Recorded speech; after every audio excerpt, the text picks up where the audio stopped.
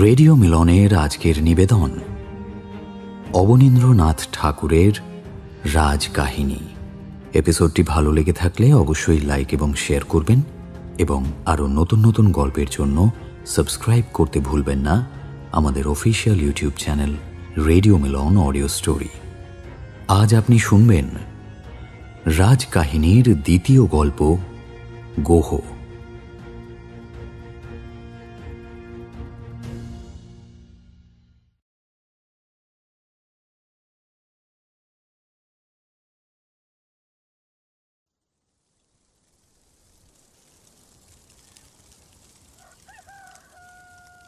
প্রকাণ্ড বটগাছের মাঝে পাতায় ঢাকা ছোটখাটো পাখির বাসাটি যেমন, গগনস্পর্শী বিন্ধ্যাচলের কোলে চন্দ্রাবতীর শ্বেতপাথরের রাজপ্রাসাদও তেমনই সুন্দর।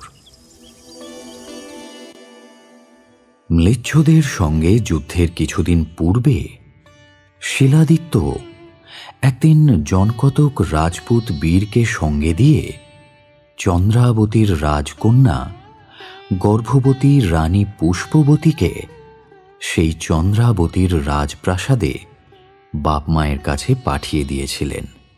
তার মনে বড় ইচ্ছা ছিল যে যুদ্ধের পর শীতকালটা বিন্ধ্যাচলের শিখরে নির্জনে সেই শ্বেত পাথরের প্রাসাদে রানী পুষ্পবতীকে নিয়ে আরামে কাটাবেন। তারপর রানীর ছেলে হলে দুজনে একসঙ্গে রাজপুত্রকে কোলে নিয়ে বল্লভীপুরে ফিরে আসবেন। কিন্তু হায়, বিধাতা সে সাধে বাদ সাধলেন। বিধর্মী শত্রুর বিষাক্ত একটা তীর তার প্রাণের সঙ্গে বুকের সমস্ত আশা বিদীর্ণ করে বের হয়ে গেল।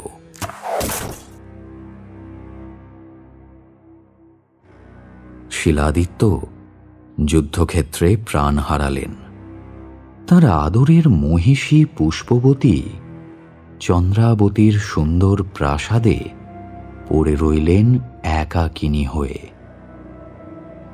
বিন্ধ্যাচলের গায়ে রাজ অন্তঃপুরে যেদিকে পুষ্পবতীর ঘর ছিল, ঠিক তার সামনে পাহাড় থেকে 50 গজ নিচে বল্লভীপুরে যাওয়ার পাকা রাস্তা। পুষ্পবতী সেইবার চন্দ্রাবতীতে এসে যত্ন করে নিজের ঘরখানির ঠিক সম্মুখে দেওয়ালের মতো সমান সেই পাহাড়ের গায়ে 25 গজ ওপরে ছোট্ট একটি শ্বেতপাথরের বারান্দা বসিয়েছিলেন। সেইখানে বসে রাস্তার দিকে চেয়ে তিনি প্রতিদিন একখানি রূপোর চাদর, সোনার সুতোয় সবুজ রেশমে সবুজ ঘোড়ায় চড়া সূর্যের মূর্তি সোনার ছুঁচ দিয়ে সেলাই করতেন আর ভাবতেন, মহারাজা যুদ্ধ থেকে ফিরে এলে পাখির পালকের মতো হালকা এই পাগড়িটি মহারাজের মাথায় নিজের হাতে বেঁধে দেবেন। তারপর সেই শ্বেতপাথরের বারান্দায় বসে তিনি মহারাজের মুখে যুদ্ধের গল্প শুনবেন। মাঝে মাঝে পুষ্পবতী দেখতেন সেই বল্লভীপুরের রাস্তার বহু দূরে একটা বল্লমের মাথা ঝকমক করে উঠত। তারপর কালো ঘোড়ার পিঠে বল্লভীপুরের রাজদূত দূর থেকে হাতের বল্লম মাটির দিকে নামিয়ে রাজরানী পুষ্পবতীকে প্রণাম করে তীর বেগে চন্দ্রাবতীর সিংহদ্বারের দিকে চলে যেত। যেদিন দাসীর হাতে মহারাজা শিলাদিত্যের চিঠি পুষ্পবতীর কাছে আসত, রানী সেদিন সমস্ত কাজ ফেলে সেই শ্বেত পাথরের বারান্দায় মহারাজের চিঠি হাতে বসে থাকতেন। সেই আনন্দের দিনে যখন কোনো বুড়ো জাট গান গেয়ে মাঠের দিকে যেতে যেতে অথবা কোনো রাখাল বালক পাহাড়ের দিকে ছাগল চড়াতে চড়াতে চন্দ্রাবতীর রাজকুমারীকে ভূমিষ্ঠ হয়ে প্রণাম করত, তখন পুষ্পবতী কারো হাতে এক ছড়া পান্নার চিক, কারোর হাতে বা এক কাছা সোনার মল ফেলে দিতেন। আর সেই সকল প্রজা হাজার হাজার আশীর্বাদ করতে করতে সকালবেলায় কাজে যেত, আর সন্ধ্যাবেলায় সেই রাজদূত কালো ঘোড়ার পিঠে বল্লম হাতে মহারানী পুষ্পবতীর চিঠি নিয়ে বল্লভীপুরে ফিরে যেত। নিস্তব্ধ সন্ধ্যায় পাহাড়ে পাহাড়ে কালো ঘোড়ার খুরের আওয়াজ অনেকক্ষণ ধরে শুনতে পেতেন পুষ্পবতী। তারপর বিন্ধ্যাচলের শিখরে বিন্ধ্যবাসিনী ভবানী মন্দিরে সান্ধ্য পূজার ঘোর ঘণ্টা বেজে উঠত। তখন পুষ্পবতী মহারাজের সেই চিঠি খোপার ভেতর লুকিয়ে পাটের শাড়ি পরে দেবীর পূজায় বসতেন, আর মনে মনে বলতেন, হে মা চামুণ্ডে, হে মা ভবানী, মহারাজকে ভালোই ভালো যুদ্ধ থেকে ফিরিয়ে আনো। ভগবতী, আমার যে ছেলে হবে সে যেন মহারাজের মতো তেজস্বী হয়, আর তারই মতো যেন নিজের রানীকে খুব ভালোবাসে। কিন্তু হায়, মানুষের সকল ইচ্ছা যে পূর্ণ হয় না তা বলাই বাহুল্য।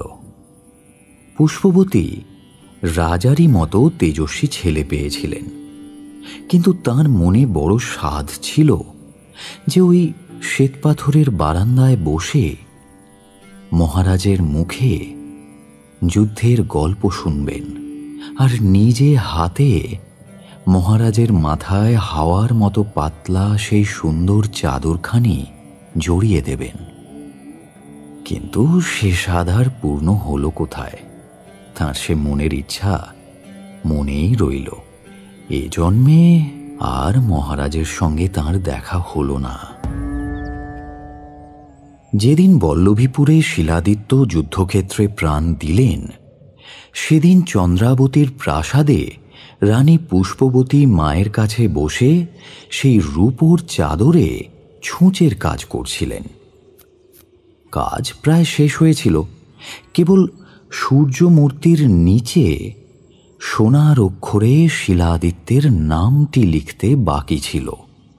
পুষ্পবতী যত্ন করে নিজের কালো চুলের চেয়ে মিহি, আগুনের চেয়ে উজ্জ্বল একগাছি সোনার তার সরু হতেও সরু একটি সোনার সূঁচে পরিয়ে সবে একটি ফোঁড় দিয়েছেন, অমনি চাপার কলির মতো পুষ্পবতীর কচি আঙুলে সেই সোনার ছুঁচ বোলতার হুলের মতো বেঁধে গেল। মাগো! যন্ত্রণায় পুষ্পবতীর চোখে জল এলো। তিনি চেয়ে দেখলেন এক ফোঁটা রক্ত জ্যোৎস্নার মতো পরিষ্কার সেই রূপোর চাদরে রাঙা এক টুকরো মণির মতো ঝকঝক করছে। তিনি তাড়াতাড়ি নির্মল জলে সেই রক্তের দাগ ধুয়ে ফেলতে চেষ্টা করলেন, কিন্তু জলের ছিটে পেয়ে সেই রক্তবিন্দু ক্রমশ বড় হয়ে উঠল। ঠিক যেমন একটুখানি ফুলের গন্ধ সমস্ত হাওয়াকে গন্ধময় করে তোলে, তেমনি পাতলা ফুরফুরে চাদরখানি রক্তময় করে ফেলল। সেই রক্তের দিকে তাকিয়ে পুষ্পবতীর প্রাণ কেঁপে উঠল। তিনি ছলছল চোখে মায়ের দিকে চেয়ে বললেন, মা, আমাকে বিদায় দাও, আমি বল্লভীপুরে ফিরে যাই। আমার প্রাণ কেমন করছে, না জানি সেখানে কি সর্বনাশ ঘটল। আর কটা দিন থেকে যা না মা, ছেলেটি হয়ে যাক। না না না মা, আমি যাই।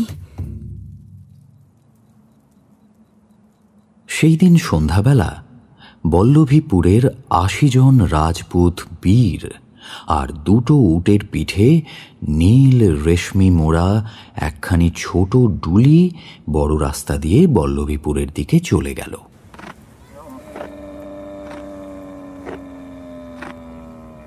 চন্দ্রাবতীর রাজপ্রাসাদ শূন্য করে রাজকুমারী পুষ্পবতী বিদায় নিলেন। চন্দ্রাবতী থেকে বল্লভীপুর যেতে হলে প্রকাণ্ড একটা মরুভূমি পার হতে হয়। মালিয়া পাহাড়ের নিচে বীরনগর পর্যন্ত চন্দ্রাবতীর পাকা রাস্তা, তারপর মরুভূমির ওপর দিয়ে আগুনের মতো বালি ভেঙে উঠে চড়ে বল্লভীপুর যেতে হয়। আর অন্য কোনো পথ নেই। পুষ্পবতী সেই পথের শেষে মরুভূমির সম্মুখে এসে শুনতে পেলেন শিলাদিত্য আর নেই। বিধর্মীরা বল্লভীপুর ধ্বংস করেছে। পুষ্পবতীর চোখ থেকে এক ফোঁটা জলও পড়ল না, মুখে একটি কথাও সরল না। কেবল তাঁর বুকের ভেতরটা সামনের সেই মরুভূমির মতোই ধু ধু করতে লাগল। তিনি লক্ষ লক্ষ টাকার হীরের গহনা গা থেকে খুলে বালির ওপর ছড়িয়ে দিলেন। সিঁথির সিঁদুর মুছে ফেললেন।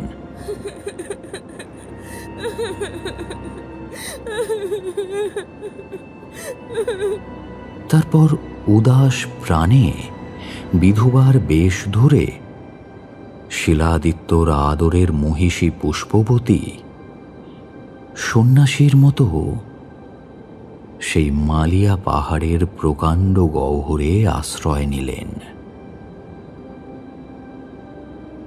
মরুপারে 10 মাস 10 দিন পূর্ণ হলে সন্ন্যাসিনী রানীর কোলে অন্ধকার গুহায় রাজপুত্রের জন্ম হল। তার নাম দেওয়া হল গোহ। রানী পুষ্পবতী সেই দিন বীরনগর থেকে তার ছেলেবেলার প্রিয় সখী ব্রাহ্মণী কমলাবতীকে ডেকে পাঠিয়ে সেই 80 জন রাজপুত বীরের সম্মুখে তার সাধের রাজপুত্র গোহকে সঁপে দিলেন। বললেন, প্রিয় সখী, তোমার হাতে আমার গোহকে সঁপে দিলুম। তুমি মায়ের মতো ওকে মানুষ করো। তোমায় এর চেয়ে বেশি আর কি বলবো ভাই। দেখো, রাজপুত্রকে কেউ না অযত্ন করে যেন। আর ভাই, যখন চিতার আগুনে আমার এই দেহ ছাই হয়ে যাবে, তখন আমার সেই এক মুঠো ছাই কার্তিক পূর্ণিমায় কাশীর ঘাটে গঙ্গা জলে ঢেলে দিও, যেন আমাকে জন্মান্তরে আর বিধবা না হতে হয়।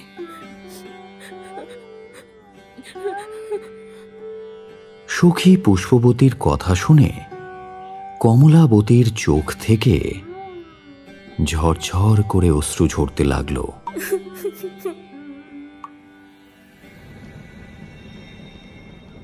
ওই দিনই সন্ধ্যাবেলায় সেই 80 জন রাজভক্ত রাজপুত চন্দনের কাঠে চিতা জ্বালিয়ে চারিদিকে ঘিরে দাঁড়াল।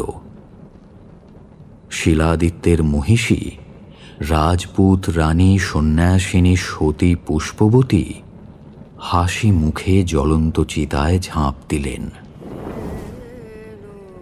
দেখতে দেখতে ফুলের মতো সুন্দর পুষ্পবতীর কোমল শরীর পুড়ে ছাই হয়ে গেল।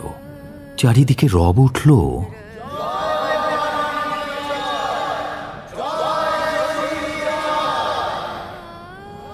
কমলাবতী এক কোলে ঘুমন্ত গোহকে আর এক হাতে সেই ছাইয়ের মুঠো নিয়ে চোখের জল মুছতে মুছতে বীরনগরে ফিরে গেলেন। সঙ্গে সঙ্গে সেই 80 জন রাজপুত বীর। রাজপুত্রকে ঘিরে সেদিন থেকে বীরনগরে বাসা নিলেন তাঁরা।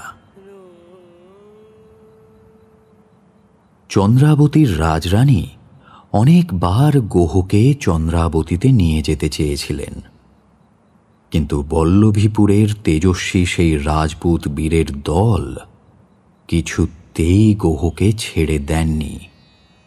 তাঁরা বলতেন, আমাদের মহারানী আমাদের হাতে রাজপুত্রকে সঁপে গেলেন, আমরাই তাকে পালন করব। বল্লভীপুরের রাজকুমার বল্লভীপুরের রাজপুতদের রাজা হয়ে এই মরুভূমিতেই থাকুন। এই তাঁর রাজপ্রাসাদ। গোহ সেই বীরনগরে কমলাবতীর ঘরে মানুষ হতে লাগলেন। গোহকে ব্রাহ্মণের ছেলের মতো নানা শাস্ত্রে পণ্ডিত করার চেষ্টা করতেন, কিন্তু বীরের সন্তান গোহের লেখাপড়া পছন্দ হতো না। তিনি বনে বনে পাহাড়ে পাহাড়ে কোনোদিন ভিলদের সঙ্গে, কোনোদিন ভিল বালকদের সঙ্গে, আবার কোনোদিন সেই রাজপুত বীরদের সঙ্গে রাজার মতো ঘোড়ায় চড়ে মরুভূমির ওপর সিংহ শিকার করে বেড়াতেন। কখনো বা জাল ঘাড়ে বনে বনে হরিণের সন্ধানে ঘুরেও বেড়াতেন। মালিয়া পাহাড়ের নিচে বীরনগর, সেখানে যত শান্ত শিষ্ট নিরীহ ব্রাহ্মণের বাস।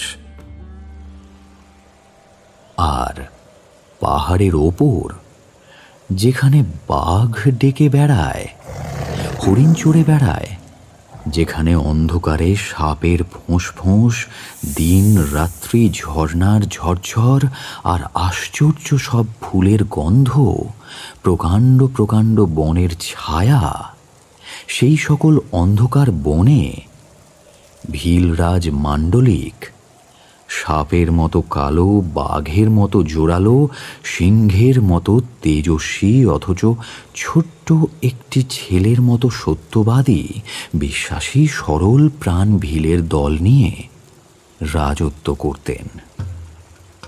গোহ একদিন সেই সকল ভিল বালকের সঙ্গে ভিল রাজত্বে ঘোড়ায় চড়ে উপস্থিত হলেন। সেখানে বল্লম হাতে বাঘের ছাল পরা হাজার হাজার ভিল বালক ঘোড়ায় চড়া সেই রাজপুত রাজকুমারকে ঘিরে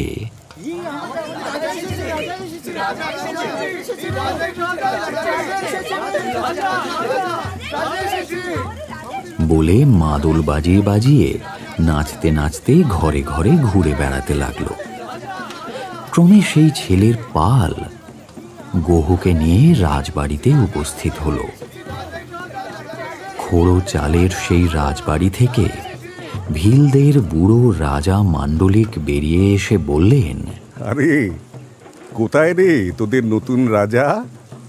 ছেলের পাল গোহকে দেখিয়ে দিল। তখন সেই বুড়ো ভিল অনেকক্ষণ ধরে গোহকে পর্যবেক্ষণ করলেন। তারপর বললেন, ভালো রে ভালো, নতুন রাজার কপালে তিলক লিখে দে। একজন ভিল বালক নিজের আঙুল কেটে বুড়ো রাজা মাণ্ডলিকের সামনে রক্তের ফোঁটা দিয়ে গোহর কপালে রাজ তিলক টেনে দিল।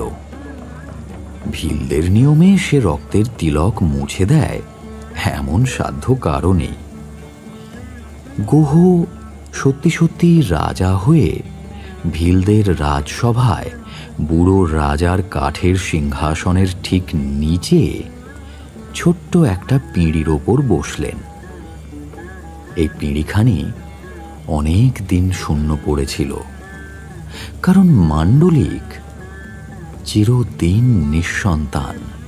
তার প্রজাদের ঘর আলো করে কালো বাঘের মতো কালো ছেলে, কিন্তু রাজার ঘর চিরদিনই অন্ধকার। সেদিন যখন ভিলদের মধ্যস্থলে রক্তের তিলক পরে গোহ যুবরাজ হয়ে পিঁড়ে বসলেন, তখন বুড়ো মাণ্ডলিকের দুই চোখ সেই সুন্দর রাজকুমারের দিকে চেয়ে আনন্দে ভেসে গেল। ভিলরাজের এক ছোট ভাই ছিলেন।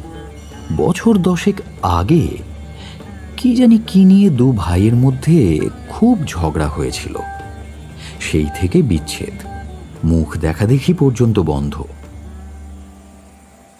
গোহ যুবরাজ হবার দিন মাণ্ডলিকের ভাই হিমালয় পর্বত থেকে ভিল রাজত্বে হঠাৎ ফিরে এলেন।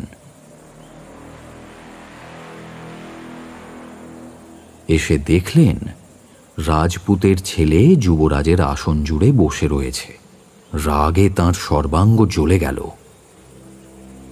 তিনি রাজসভার মাঝে মাণ্ডলিককে ডেকে বললেন, ইয়ে রে ভাইয়া, বুড়ো হয়ে তুই কি পাগল হয়েছিস?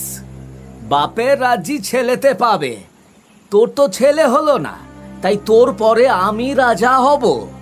রাজপুতের ছেলেকে পিড়ে বসালি কি বলে? ভাইজি ঠান্ডা হ, মোর কথা তো শুন। শুনবো না, মু ঠান্ডা হব যেদিন তোরে আগুনে পোড়াবো।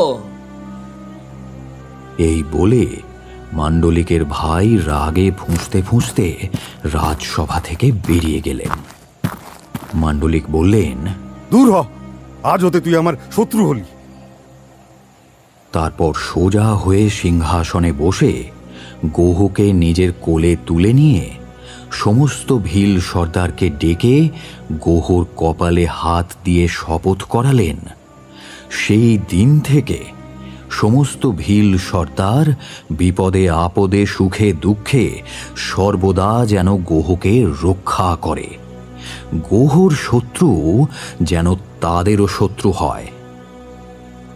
এরপর রাজসভা ভঙ্গ হল।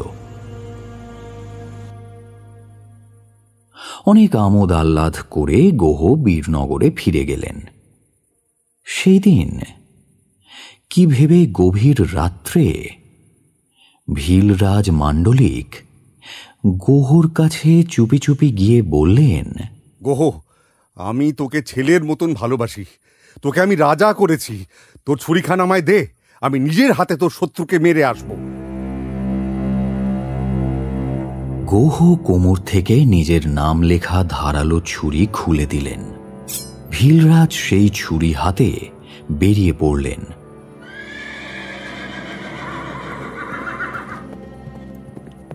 পাহাড়ের গায়ে তখন জোনাকি জ্বলছে, ঝিঁঝি ডাকছে।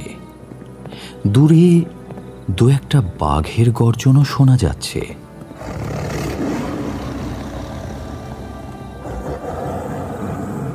মান্ডলিক সেই ছুরি হাতে রাত দুপুরে নিজের ভাইয়ের ঘরের দরজায় ঘা দিলেন। কোনো সাড়া শব্দ নেই। ভিলরাজ ধীরে ধীরে ভাইয়ের ঘরে প্রবেশ করলেন। দেখলেন তার ছোট ভাই সামান্য ভিলের মতো মাটির ওপর এক হাতে মুখ ঢেকে পড়ে আছেন। ভিলরাজের প্রাণে হঠাৎ যেন ঘা লাগল। তিনি কালো পাথরের পুতুলটির মতো ছোট ভাইয়ের সুন্দর শরীর মাটির ওপরে পড়ে থাকতে দেখে চোখে জল ধরে রাখতে পারলেন না। মনে মনে ভাবলেন, আয় হায়, আমি কি নিষ্ঠুর! ছোট ভাইয়ের রাজ্য পরকে দিয়েছি, আবার কিনা শত্রু ভেবে ঘুমন্ত ভাইকেই মারতে এসেছি। মান্ডলিক 20 বৎসরের সেই ভিল রাজকুমারের মাথার শিয়রে বসে ডাকলেন, ভাইয়া, ভাইয়া। দুবার ডাকলেন। তারপর মুখের কাছ থেকে তার নিটোল হাতখানি সরিয়ে নিয়ে ডাকলেন, ভাইয়া, ভাইয়া, রাগ করেছিস? কোনো উত্তর পেলেন না। তখন বুড়ো রাজা ছোট ভাইয়ের মুখের কাছে মুখ রেখে তার কোঁকড়া কোঁকড়া চুলে হাত বুলিয়ে দিয়ে বললেন, আমার সঙ্গে কথা কইবি নে ভাইয়া? আমি তোর জন্য হিমালয়ের 8খানা জয় করে রেখেছি, সেইখানে তোকে রাজা করব। তুই তুই উঠে বস, কথা ক। ওরে ভাই, কেন তুই এই 10 বছর আমায় ছেড়ে পাহাড়ে পাহাড়ে ঘুরে বেড়ালি? কেন আমার কাছে কাছে চোখে চোখে রইলি নে ভাই? আমি সাধ করে কি রাজপুতের ছেলেকে ভালোবেসেছি? তুই ছেড়ে গেলে আমার যে আর কেউ ছিল না। সে সময় গোহ যে আমার শূন্য ঘর আলো করেছিল। ভাই, ভাই ওঠ, আমি তোর রাজত্ব কেড়ে নিয়েছি, আবার তোকে শত্রু বলে মারতে এসেছি। এই নে, এই ছুরিখানা আমার বুকে বসিয়ে দে, সব গোল মিটে যাক। মান্ডলিক ভাইয়ের হাতে ছুরিখানা জোর করে গুঁজে দিলেন, কিন্তু সেই ধারালো ছুরি রাজার ভাইয়ের মুঠো থেকে খসে পড়ল। বুড়ো রাজা চমকে উঠলেন। ছোট ভাইয়ের গাটা যেন বড়ই ঠান্ডা বলে মনে হচ্ছে। কান পেতে শুনলেন, নিঃশ্বাসের শব্দ নেই। তিনি চিৎকার করে উঠলেন, ভাইয়া, ভাইয়া! তার সমস্ত রাগ মাটির ওপর মরা ভাইকে ছেড়ে গোহর ওপরে গিয়ে পড়ল। গোহ যদি না থাকত তবে তো আজ 10 বৎসর পরে তিনি ছোট ভাইটিকে বুকে ফিরে পেতেন। ভীল রাজকুমার কি রাজ্যহারা হয়ে রাগে দুঃখে বুক ফেটে এভাবে মারা পড়ত? মান্ডলিক অনেকক্ষণ ধরে ছোট ভাইটির বুকে হাত বুলিয়ে দিলেন, কিন্তু হায়, খাঁচা ফেলে পাখি যেমন উড়ে যায় তেমনি সেই ভীল বালকের সুন্দর শরীর শূন্য করে প্রাণ পাখি অনেকক্ষণ আগে উড়ে গেছে। মান্ডলিক আর সে ঘরে বসে থাকতে পারলেন না। ছুরি হাতে সদর দরজা খুলে বাইরে এসে দাঁড়ালেন। আকাশের দিকে মুখ তুলে আর্তস্বরে চেঁচিয়ে উঠলেন, গোহরে, এ তুই কি করলি? আমার রাজ্য নিলি, রাজ সিংহাসন নিলি, ভাই ভাই বিচ্ছেদ ঘটালি। গোহ কি শেষে আমার শত্রু হলি? হঠাৎ পাহাড়ের রাস্তা দিয়ে দুটি ভিলের মেয়ে গলা জড়াজড়ি করে বলতে বলতে চলে গেল, আহা, কি সুন্দর রাজা দেখেছিস ভাই।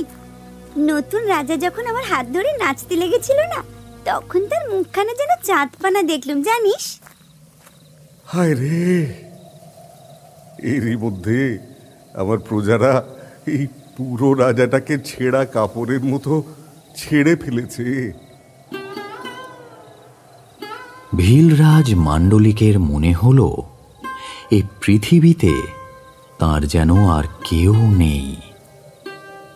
তিনি শূন্য মনে পূর্ণিমার প্রকাণ্ড চাঁদখানার দিকে চেয়ে রইলেন।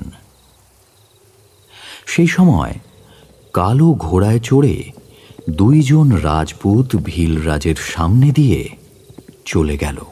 একজন অন্যজনকে জিজ্ঞেস করল, ভাই রাজকুমার, আজ শুভ দিনে ভীল রাজত্বের সিংহাসনে না বসে সকলের সামনে যুবরাজের আসনে বসে রইলেন কেন?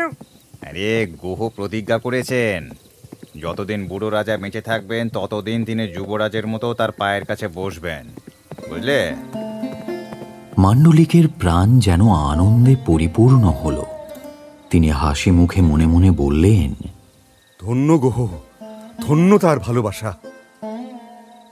হঠাৎ সেই অন্ধকারে কার যেন নিঃশ্বাসের শব্দ শোনা গেল।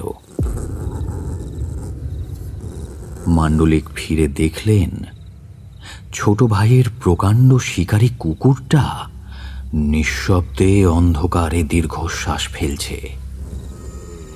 তার বুক যেন ফেটে গেল।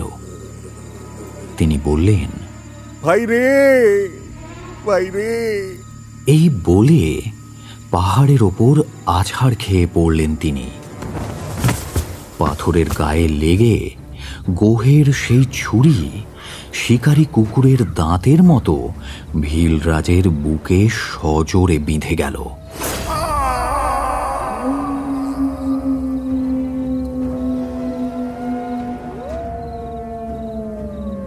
পাহাড়ে পাহাড়ে শেয়ালের পালের চিৎকারে মান্ডলিকের আর্তস্বর ধীরে ধীরে ঢাকা পড়ে যেতে থাকল।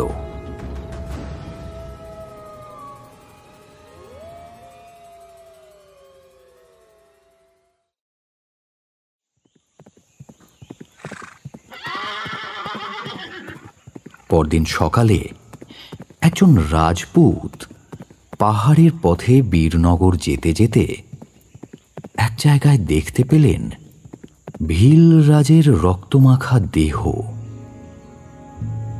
বুকে মহারাজ গোহের ছুরি বেঁধা।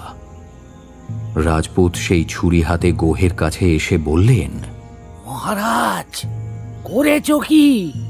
আশ্রয়দাতা চিরবিশ্বাসী ভীলরাজকে খুন করেছ? গোহ তৎক্ষণাৎ সেই রাজপুতের মাথা কেটে ফেলতে হুকুম দিলেন।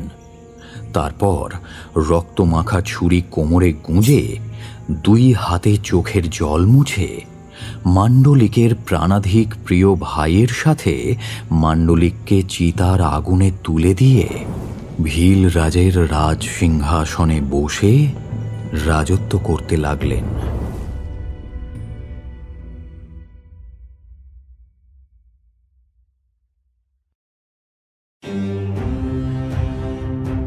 এতক্ষণ আপনি শুনছিলেন অবনীন্দ্রনাথ ঠাকুরের রাজকাহিনীর দ্বিতীয় গল্প গোহ, only on radio Milan audio story. এপিসোডটি ভালো লেগে থাকলে অবশ্যই লাইক এবং শেয়ার করবেন এবং আরও নতুন নতুন গল্প শোনার জন্য সাবস্ক্রাইব করতে ভুলবেন না আমাদের official YouTube channel radio Milan audio story. আগামী বুধবার আপনি শুনবেন রাজকাহিনীর তৃতীয় গল্প বাপ্পা আদিত্য। শুনতে থাকুন রেডিও মিলন অডিও স্টোরি।